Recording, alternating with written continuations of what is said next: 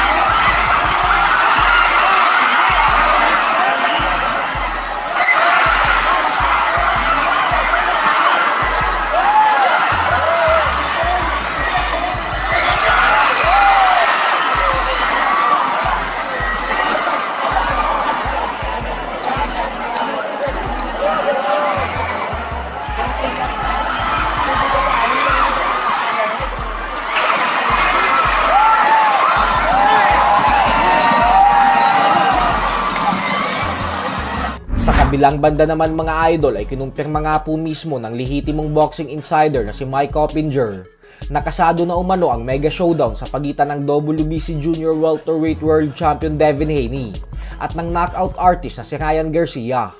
Ayon kay Coppinger ay nagkasundo na umano ang dalawa sa negosasyon para magtuo sa April 20 sa Las Vegas, Nevada. Ito na po ang kauna-unahang world title fight ni Garcia, kaya naman pagkakataon niya na ito upang maging world champion.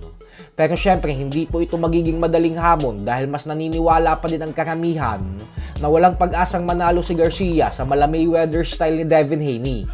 Nagkataon naman na magkakasabay ang mega showdown ni Garcia at Haney sa super fight ng ating pambansang kamao Manny Pacquiao at Buakaw Bangkamek na nakatakda ding ganapin sa April 20 sa Thailand, kung saan paglalabanan naman ng dalawa ang WBC Legends belt.